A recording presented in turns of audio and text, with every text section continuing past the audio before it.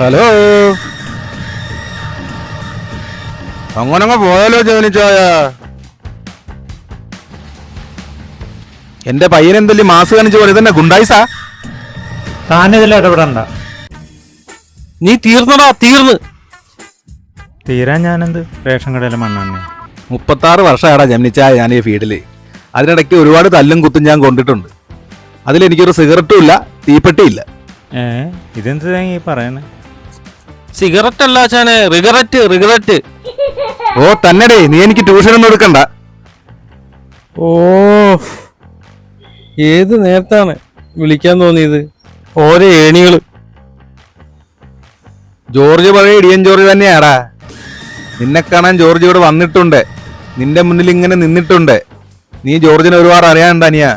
അറിയാം, ഒരുപാട് തള്ളി മറിക്കണ്ട, ലാഗടിക്കും. വെറുതെ ഒരു തമാശ പറഞ്ഞു എന്നെ ഈ ഇടിച്ച് ഇഞ്ച പരുവാക്കി. ഇവൻ ഈ നിസ്സാര കാര്യത്തിനാണോ നീ ഇവനെ തല്ലിയത്?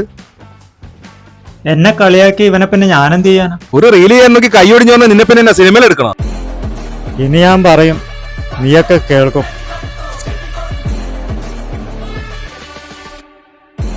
എന്റെ മുരുക, അങ്ങനല്ല മോനെ, ഇനി ഞാൻ തല്ലും, നീ കൊള്ളും.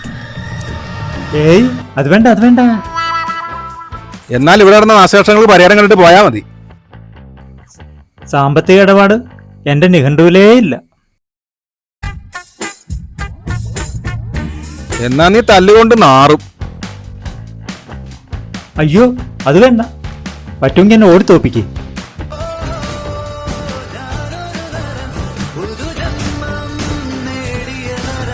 അവന് വിടല്ലേ ആശാനെ.